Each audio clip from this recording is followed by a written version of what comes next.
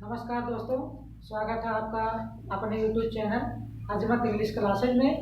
दोस्तों, जैसा कि आपका सीरीज चल रहा है और आज हम पहुँचे हैं नाउन का एक हिस्सा है जिसको हम जेंडर कहते हैं। और जेंडर किसे कहते हैं और कितने प्रकार के होते हैं आज हम इस वीडियो में आपको बताने वाले हैं।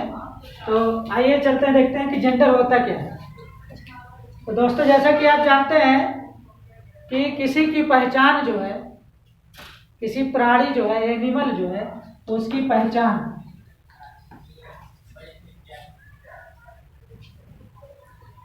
कैसे किया जाता है। एक तो हम वो जान जाते हैं कि कौन सा जानवर है, कौन सा प्राणी है, और दूसरा ये हमको जानना है उसमें कि ये नर है कि मादा है कि दोनों है कि दोनों नहीं है। हम आज यही पढ़ने वाले हैं। तो सबसे पहले हम आपको बताएंगे कि जेंडर होता क्या है। जेंडर वे नाउन है या ऐसे नाउन शब्द जिनसे हमको पता चल जाए कि ये मेल है, फीमेल है, दोनों है या दोनों नहीं है। ठीक है, उसे हम क्या कहते हैं? जेंडर। जेंडर का। तो जैसा कि आप जानते हैं कि नाउन जो है यह दो तरह का होता है। एक होता है लिविंग और एक होता है नॉन लिविंग। एक होता है सजीव और दूसरा निर्जीव। सजीव और निर्जीव। तो सजीव जो होता है उसका लिंग निर्धारण होता है। लिंग निर्धारण मतलब ये होता है कि उसको ये पहचाना जाता है कि ये जो है कौन से इसके लिंग हैं, कौन से जेंडर में ये है। तो इसमें जो है लिविंग में 90% ऐसे हैं, ठीक है, कि जो तीन तरह के होते हैं। इनका जेंडर हम तीन तरह से निर्धारण कर सकते हैं। इसमें सबसे पहले कर सकते हैं इसको मैस्कुलिन, जिसको हम हिंदी में पुल्लिंग भी कहते हैं।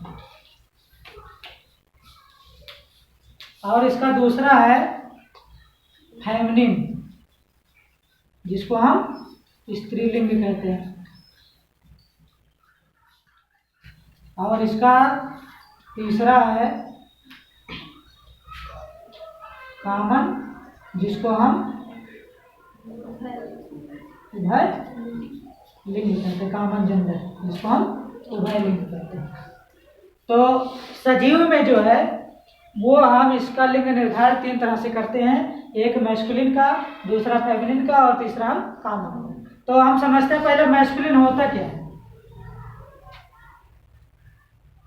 मैस्कुलिन होता क्या है, जिसको हम पुल्लिंग कहते हैं। हम कैसे पहचानेंगे? हम किसी भी जेंडर को पहचानने के लिए क्या करते हैं? हम या तो उसको देखकर पहचानते हैं, ठीक है, या तो देखकर, या तो अनुभव करके, या तो छूकर। ये तीन तरह है। तीन तरह से हम किसी भी जेंडर को जो है पहचान लेते हैं। ये उसको हम देखकर, उसको छूकर और उसको अनुभव करके कि ये कौन सा जेंडर है। तो सबसे पहले मैस्कुलिन। मैस्कुलिन का ये मतलब है कि ये जो है मेल एनिमल या क्रीचर, एनिमल कह लीजिए या क्रीचर, ठीक है, जिस नाउन से हमें ये पता चल जाए कि ये जो है क्या है, नर है, क्या है, मेल है, मेल प्राणी है, उसे हम क्या कहते हैं? मैस्कुलिन जेंडर कहते हैं। जैसे boy, father, lion. Boy, father, lion, ये है। और इसमें जो है हम बॉय मतलब लड़का, फादर माने पिता और लायन माने शेर। तो ये हम इसको जानते हैं कि ये जो कौन से जेंडर में है, मैस्कुलिन जेंडर में, नहीं ये नर। और दूसरे हैं फेमिनिन, जिसको हम फीमेल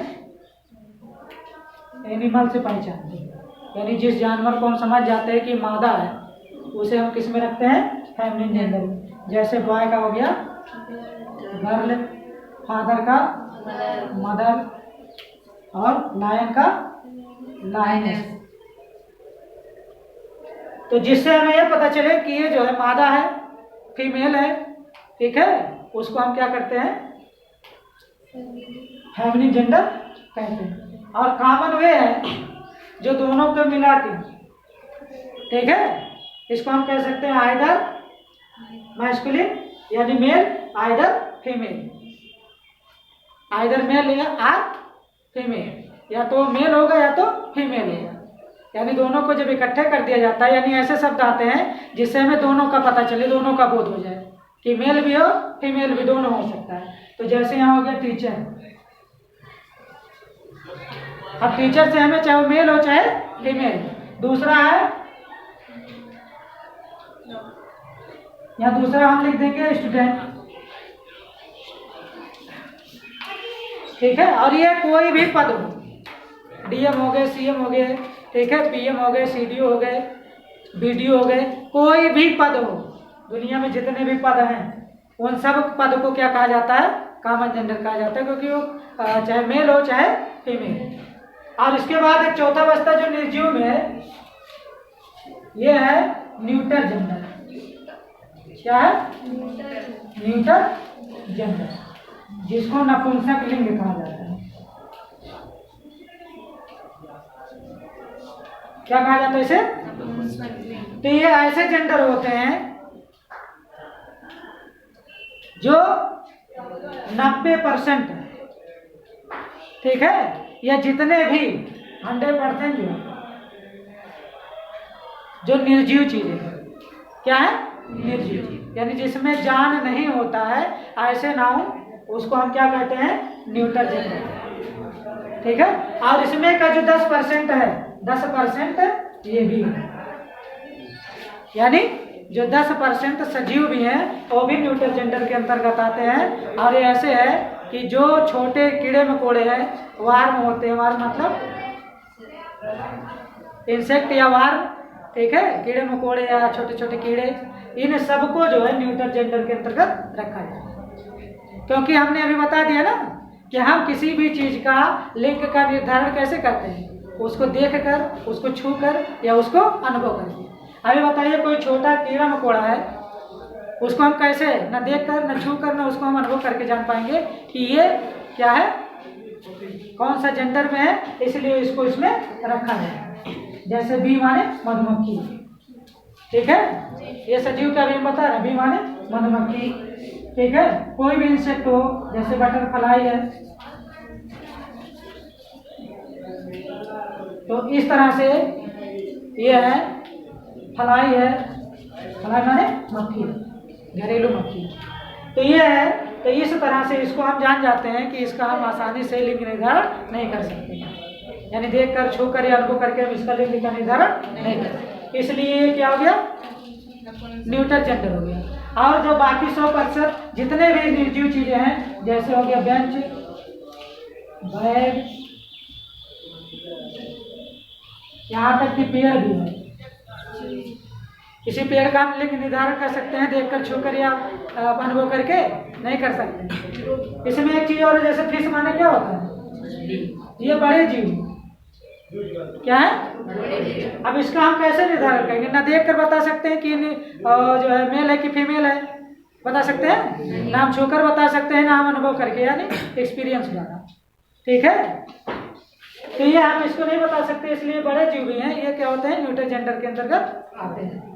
तो ये 4 हैं, ठीक है। हम किसी चीज को, किसी जेंडर को हम अनुभव करके, छूकर या देखकर हम उसके अगर लिंग का निर्धारण कर ले जाएं, और उसमें सही चीज का अगर निर्धारण करेंगे, तो उसमें अगर मेल का निर्धारण करें तो मैस्कुलिन जेंडर, फीमेल का करें तो फेमिनिन जेंडर, और अगर ऐसा लग रहा है कि ये फीमेल दोनों हो सकता है तो उसे हम कॉमन जेंडर, ठीक है। और अगर निर्जीव है या उसका हम निर्धारण नहीं कर पा रहे हैं आसानी से, ठीक है, तो उसे हम क्या कहेंगे? Neuter gender. और इसमें ज्यादातर सब जो है निर्जीव चीजें आती हैं। और या छोटे कीड़े मकोड़े, या देखिए इसमें बड़ा चीज है फिश, मछली, मछली बड़ी भी होती है ना, उसका हम आसानी से निर्धारण नहीं कर सकते। तो जेंडर हो गया। जेंडर जो है किसी भी चीज का जब हम लिंग निर्धारण करते हैं, पता लगाते हैं कि इसका लिंग क्या है, तो उसे हम क्या कहते हैं? जेंडर कहते हैं। अब इसका अंग्रेजी में परिभाषा सुन लीजिए कि मैस्कुलिन जेंडर क्या होता है? ए जेंडर दैट रिप्रेजेंट्स, ठीक है, मेल एनिमल या male creature is called masculine gender.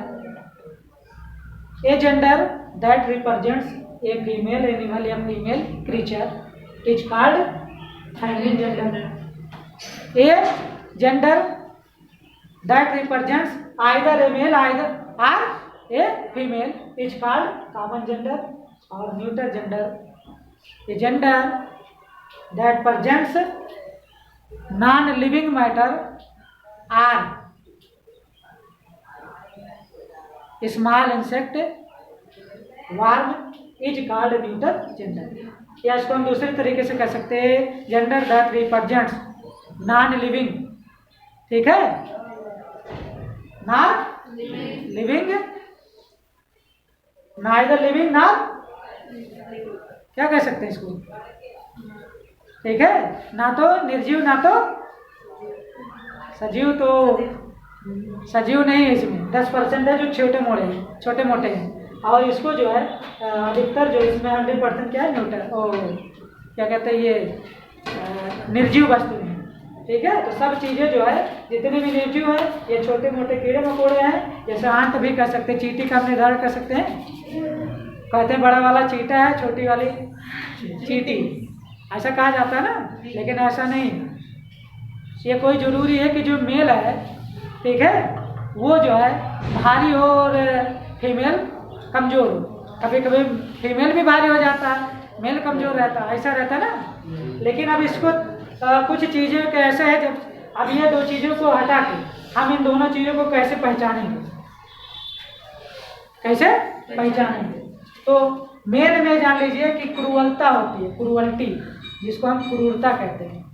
Hardness होता है, क्या होता है, हार्डनेस, ठीक है, और पावर होता है। ये तीन चीज़ हैं, पावर जिसको हम स्ट्रेंथ भी कहते हैं, उसके बाद हार्ड, क्रूअल। अगर ये तीनों चीजें जिसके अंदर है तो उसको हम समझ जाएंगे कि ये मेल है। क्या है, मेल। और यही पावर के काइंड, ब्यूटी,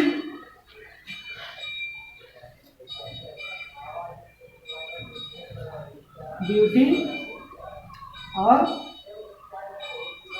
दो तीन चीजें हैं, काइंड है, ब्यूटी है, ठीक है, और ये जिसके अंदर पाया जाता है, जैसे दयालुता हो गया, सुंदरता हो गया, ठीक है, सॉफ्टनेस हो गया, क्या हो गया, सॉफ्टनेस यानी मुलायम। ये सब चीज़ें जिसके अंदर पाई जाती है तो उसको हम मान लेते हैं कि ये ठीक है। ये कोई आधार नहीं है, लेकिन कुछ चीज़ों का निर्धारण इस पर हो सकता है कि जो चीज़ें पावरफुल हैं, शक्तिशाली हैं, या जिसके अंदर शक्ति ज़्यादा है वो हार्डनेस है, और क्रूअल यानी कठोरता, निर्दयता ज़्यादा है, और जिसके अंदर काइंडनेस है, ब्यूटी है, सॉफ्टनेस है, ये जिसके अंदर है उसको क्या माना जाता है कि ये फीमेल है। तो दोस्तों, अगर वीडियो अच्छी लगी हो तो लाइक करिए, कमेंट करिए, वीडियो को शेयर करिए और चैनल को सब्सक्राइब करिए। फिर आपसे अगले वीडियो में मुलाकात होगी। तब तक के लिए नमस्कार।